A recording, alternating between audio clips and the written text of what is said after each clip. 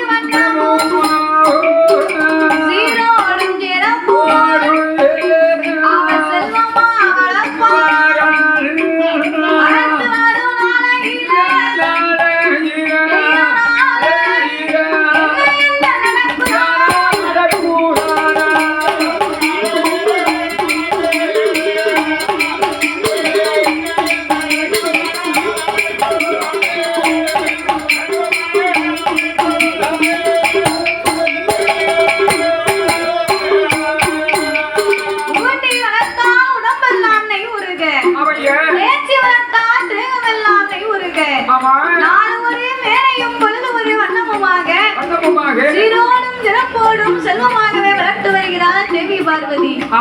அப்படி வளர்த்து வரும் போது தன் பிள்ளைக்கு 16ஆம் நாளன்று பெயர் கொடுக்க வேண்டும் என்று அந்த பேரழகி பார்வதா தேவி பகவானிடத்திலே கொடுக்க பார்வதியாகப்பட்டவள் குழந்தையை கொண்டு வந்து கொடுக்க ஆண்டவன் பார்த்தார். நம்ம பிள்ளையா பிறந்தா பார்வதி பேச்சியா பிறப்பம்னு சொன்னா அப்படி இருக்கும் போது பூமாதேவிக்கு கொடுத்த வாக்கையை காப்பாற்றணும். பார்வதியும் பிள்ளையா பிறக்கும் போது பேச்சியா பிறப்பம்னு சொன்னா அதையும் காப்பாற்றணும் அப்படின்னு ஆண்டவனாகிய பகவான் ஆரிவள்ளி கைலாசத்திலே அந்த கொண்டு வந்த பிள்ளையை ஆண்டவன் என்ன செய்கிறார்? மொத்தம் 3 பொறியிலே பிள்ளை பிறந்தது. 3 பொறியிலே பிறந்த பிள்ளைய முதல் பொறியிலே பிறந்த பிள்ளையை ஆண்டவன் ஒரு பெண்ணாகவே பிறவி செய்தார். பெண்ணாகவே பிறவி செய்து அந்த பிள்ளைக்கு என்ன பேர் கொடுத்தார்? கட்ட பேச்சு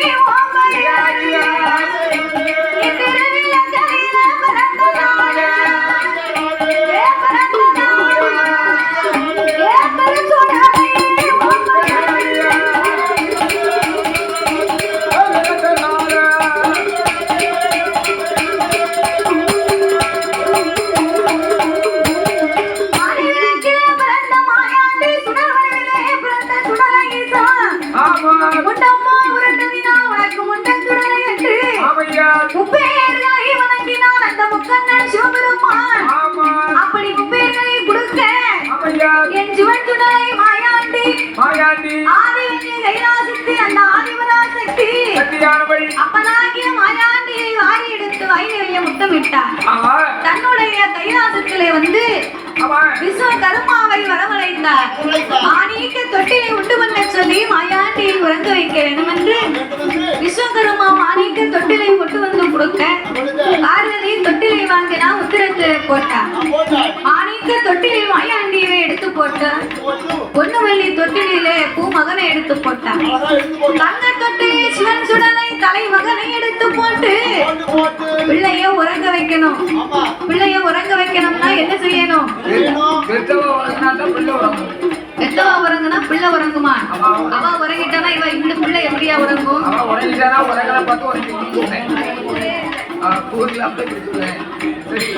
பிள்ளைய உறங்க வைக்கணும்னு சொன்னா பிள்ளைக்கு தாலாட்டு பாட தெரியணும். தாலாட்டு பாட இப்ப யாருக்கு தெரியுது? தாலாட்டு பாட தெரியல. ஒருபடி அரிசியை சொலவுல போட்டு பிடைக்க தெரியல. கூடுன கூட்டத்தை குலவு கூட தெரிய மாட்டேக்கு. ஒரு இறந்து விடா இருந்தா உபாரி விட தெரியுதா? அதுவும் தெரியல. ஒரு சில தேங்காய் அம்மையில வச்சு அரைக்க தெரியுதா? அதுவும் தெரியல. உரல்ல போட்டு எள்ளுப்பொடி இடிக்க தெரியுதா? அதுக்கும் பக்குவம் தெரியல. ஆட்டு உரல்ல மாவாட்ட தெரியுமா? ஆட்டு உரல்ல சுத்துதம்னு குலவிகளை தூக்கி மடியில போட்டுருவோம். அப்புறம் காலில் நச்சுன்னு விழுந்துரும். அந்த ஆட்டு உரலை சுத்துதலுக்கு ஒரு திறமை வேணும்யா. சும்மா போய் நீ ஆட்டு உரல ஆட்டிடுவ? ஆட்ட முடியவே முடியாது. நம்ம நினைக்கும் ஆட்டு உரல்ல ஆட்ட இல்லாமனு ஆட்டு உரல்ல போய் நம்ம பழகாம ஆட்ட முடியாது.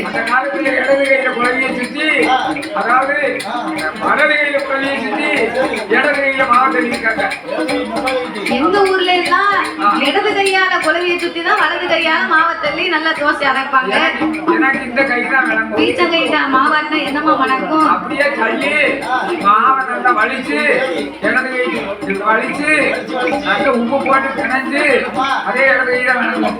உப்பை போட்டு பிணைஞ்சு இந்த மாதிரி இப்படியே காலத்தை சுட்டு பாருங்க.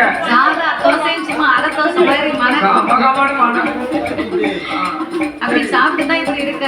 சாப்பிட போய் தான் இப்படி இருக்கேன். ஆட்டது போது நிப்பாட்டு நீ. அப்போ அந்த குழவியை பிடிச்சு ஆட்டணும்னு சொன்னா அதுக்கு ஒரு திறமை வேணும். அதுக்கு கணக்கா ஒரு பக்குவமா சுத்தினாதான் அந்த குழவியை சுத்தும், இல்லைன்னா மல்லாக்க விழுந்துரும். ஆமா. அப்ப இந்த பெண்கள் இப்ப உள்ள பெண்களுக்கு யாருக்கு தெரியுது அப்படி தாளாட்ட உழவு போட ஆட்டு உரல் இப்ப யார் வீட்டுல இருக்கு? அம்மி இல்ல, அம்மி இல்ல, எல்லார் வீட்லயும் மம்மி தான் இருக்காங்க. ஆட்டு உரல தூக்கி குப்பரை போட்டு ஆட்டு உரல தூக்கி குப்பரை போட்டு இப்ப பழங்க உட்கார்ந்து பேசுறதுக்கு அதுதான் இப்ப சேரு எல்லார் வீட்லயும். அப்படி இல்லைன்னா துணி துவைக்க வச்சிருக்காங்க, நல்லா அழுகு போகுமா, அதுக்காக வச்சிருக்காங்க. வாடிய பயிருக்கு தண்ணி தான் தேவை. வாடிய பயிருக்கு வருணனுடைய கருணை அவசியம். நம்மள மாதிரி தண்ணி தாகத்தோட படிச்சுக்கிட்டு இருக்கோமே அப்படின்னு ஒரு பாட்டுல தண்ணியை கொடுப்போம். நம்ம வந்து தர்மம் செஞ்சுட்டு ஒரு ஆளுக்கு ஒரு பாட்டுல. அதனால இந்த பார்வதி நினைக்க பெத்த பிள்ளைங்க நம்ம தொட்டில போட்டு தாளாட்டி உறங்க வைக்கணும். அப்படி இந்த ஆதிபராசக்தி குழந்தையை எப்படி தாளாட்டுகின்ற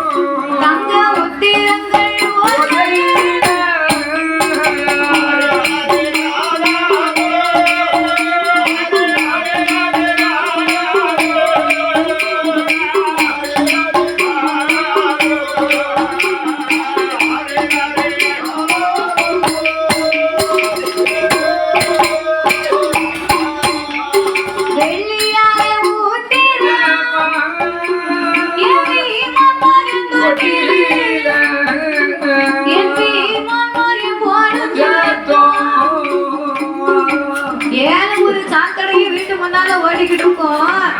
கிழவி சொல்லுவா, வடக்கே உரைக்கிணறா வள்ளி வாசல் எல்லாம் பார்க்கிணறா.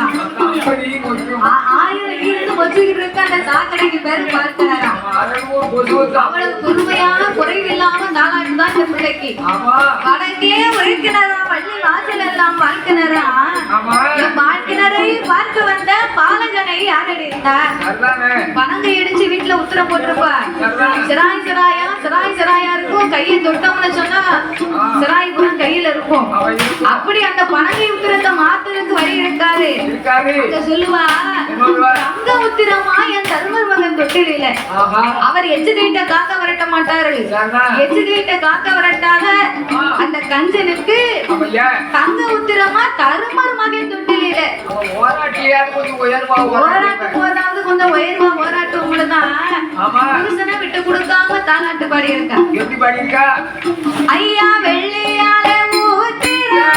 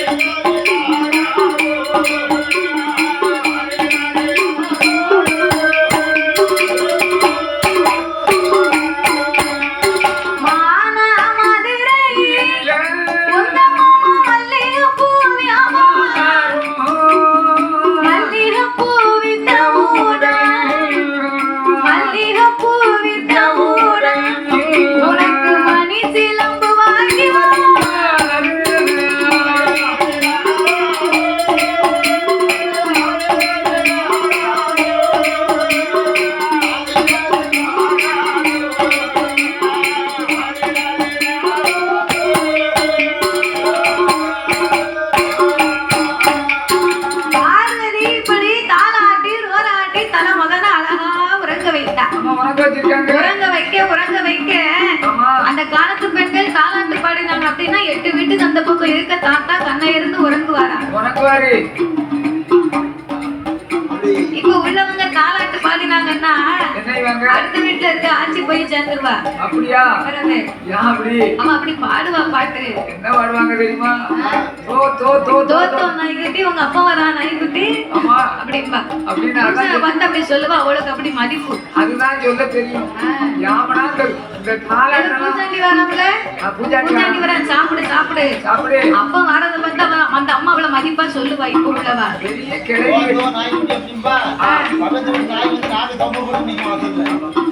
புருஷனை வந்து நிப்பாரு. அவன் பொருத்தமா இருக்குங்களா சொல்ல. அதாவது எந்த ஒரு பாடத்தையும் நமக்கு முன்னோர்கள் இடத்துல இந்த பாடத்தை கேட்டு தெரிஞ்சுக்கணும். பெண்கள் கேட்டு தெரிஞ்சிருந்த ஒட்டுல ஒட்டி ஆராட்ட தெரியும்.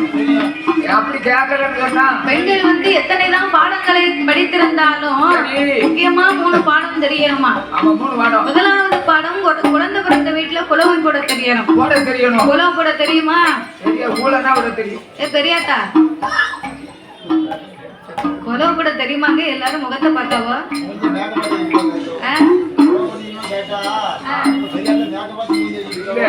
நான் போட்டுக்கிடுவேன் நீ படி. அப்படியா? நாங்க எங்களுக்கு தெரிஞ்சா போடுவோம். நாங்க குழப்பாக்க வந்து தப்பா நீ குழப்பட சொல்ற. அடுத்த வருஷம் வரும்போது நம்ம இந்த டேப் ரெக்கார்ட்ல ரெக்கார்ட் பண்ணி கொண்டு வருவோம். கொண்டு வருவா. அப்படின்னா தான் நம்ம சரியா வரும். அதேதான். வேற கோயில்ல எல்லாம் குலவு போடுங்க குலவு போடுங்க குலவு போடுங்கன்னு நம்ம தான் சொல்ல வேண்டியது. நீ அந்த செல்லுல இந்த கோவில்ல வந்து எத்தனைதான் மேல படிச்சாலும் வெள்ளு படித்தாலும் குலவு போட்டா தான் சாமியே வரும். அவன் குதூகலமா வரும். அதனால குழந்தை பிறந்த வீட்லயும் குலவு போட தெரியணும். சடங்கு வீட்லயும் குலவு போடணும். கல்யாண வீட்லயும் குலவு போடணும். ஏன் குலவு போடுறாங்க தெரியுமா? எதற்காக? அதாவது இருமணம் இணைந்து திருமணம் ஒன்று நடக்கும் போது ஊருக்காரங்க உறவினர்கள் சொந்த பந்தங்கள் அழைத்தவர்கள் அத்தனை பேர் வந்திருப்பாங்க. அப்போ அத்தனை பேர் வந்திருக்கும் போது ஒரு ஆளு சந்தோஷமா இருக்கும், ஒரு ஆளு வீட்டு கஷ்டத்துல இருக்கும், ஒரு ஆளு கவலைப்பட்டு இருக்கும், ஒரு ஆளு சரக்கு அடிச்சுட்டு நல்ல குன்னு நிப்பாரு.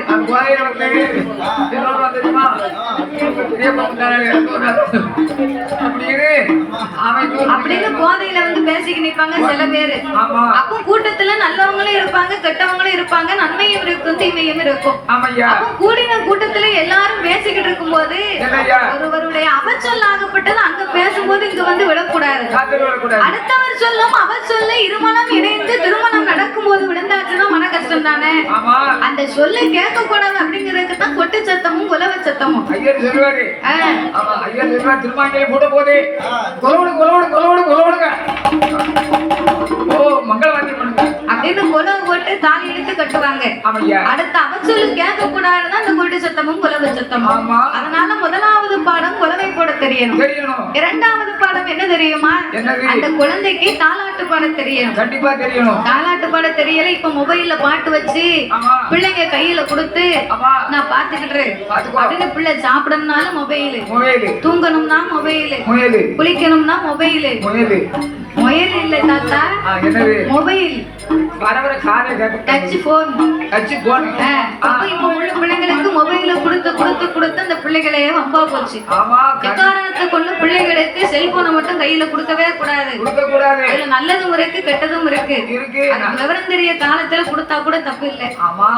செல்லு என்னைக்கு வந்துச்சு அன்னைக்கே காலம் கெட்டு போச்சு. நல்லதும் தெரியுது கெட்டதும் தெரியும்.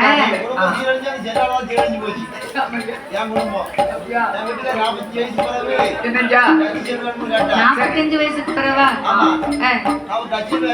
சரி சரி வந்துட்டீங்களோ? ஆமா சரி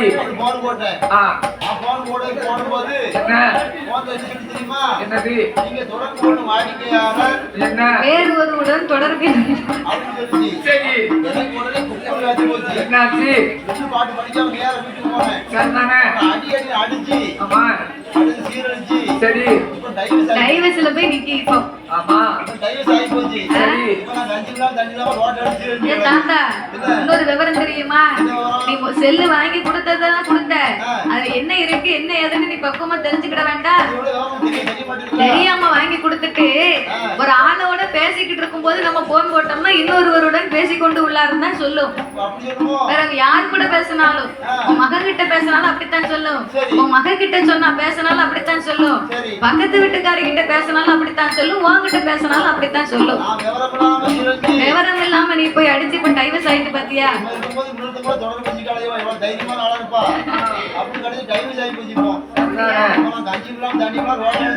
அதான உனக்கு எதை செய்தாலும் ஆறப்போற விசாரித்து செய்யணும். அதனால பிள்ளைகளுக்கு செல்லை கொடுத்து பலமா வைக்க கூடாது. அதனால முக்கியமா பெண்களுக்கு 2வது பாடம் தாலாட்டு பாட தெரியணும். 3வது பாடம் தான் ரொம்ப முக்கியமான பாடம். ஊருக்குள்ள இருக்கும்போது மாமனும் மருமகளும் மாமியாரும் எவ்வளவுதான் அடிச்சாலும் பிடிச்சாலும் சண்டை போட்டாலும் மாமியா போய் சேர்ந்த அன்னைக்கு ஊரு மைக்கு ஒரு ஒப்பாரி வைக்க தெரியணும். நான் இருக்கும் காணுமா அப்படின்னு இந்த மருமகளை பாரு என்னம்மா சொல்லுதா அப்படின்னு. அந்த அளவுக்கு இந்த 3 பாடமும் முக்கியமா தெரிந்து கொள்ளணும் பெண்கள் எல்லாம்.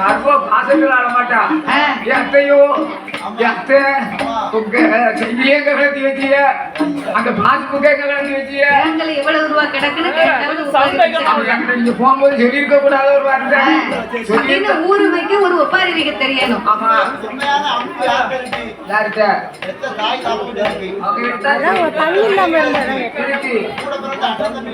இருக்கு இது தவிர நடிப்பே இல்ல இல்ல அவையா ஆமா இருக்கும்